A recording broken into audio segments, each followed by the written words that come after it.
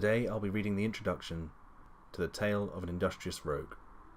The Tale of an Industrious Rogue is the story of how a simple dungeon feature and a party's thirst for gold combine to create a rollercoaster of greed, ingenuity, and global economic meltdown. Contextual Notes. This all took place during a Pathfinder campaign set in the city-state of Katapesh, part of the game's official setting, Golorian. The campaign lasted between 2009 and 2012. The full version of this story was originally posted by DM Kroft on TG in November 2012. The complete story is split into 48 chapters across 3 parts. Meet the party. As this story starts several sessions into the campaign, here is a quick summary of the characters involved. Hassan ibn Jafar, human rogue, though he prefers to be deemed as an entrepreneuring explorer and archaeologist. Chaotic neutral, native of Katapesh. Valenar of Noravia, human priest of Sivana, goddess of secrets. Scammed his own father and got his entire family sold as slaves. Lawful evil, native of Sheliax.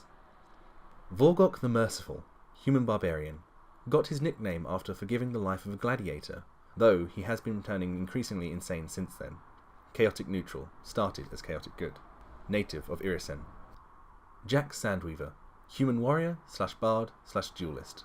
Former pirate. Travels along with a goblin minstrel he somehow conned into coming along with him.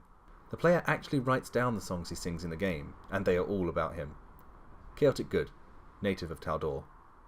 Rakim Apravanasi, human monk / sorcerer, the voice of reason in the party, but had the really bad idea of getting romantically involved with an NPC, an elf priestess that helped him early in the campaign, as Valenar, who's a manipulative bastard, keeps using it against him.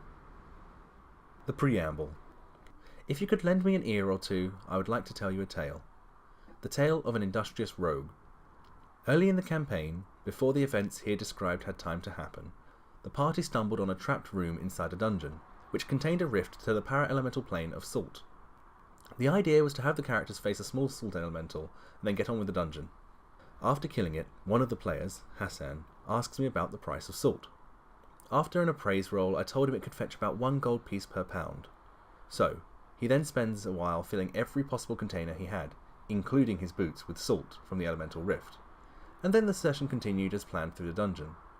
Once back in the city, we were playing in Katapesh, he managed to get a handsome sum of money for the salt.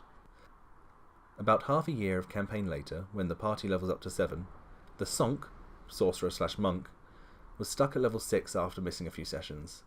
Hassan asks me about taking the leadership feat, and wants to discuss the possibility of gathering some followers. His charisma score of 20, and other things, qualified him for a good amount of followers. So we get on it during the pizza break. He had notes prepared from before. Most of what he asks sounds reasonable. I'm often a harsh DM, but very flexible when the players are being creative, so I let him go along with it. And so he starts creating his criminal gang. Or at least, I thought that was his goal. Instead, after the pizza break, the player announces his character is going to be leaving Katapesh for a couple weeks.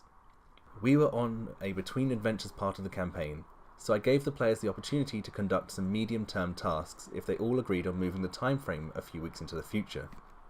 And that is the end of the preamble. In my next video, we'll delve into Chapter 1 of The Tale of the Industrious Rogue, where we'll find out more about Hassan's industrial venture. Thank you for listening. This story was recommended to me by Shade Steelfist, otherwise known as my friend Mark.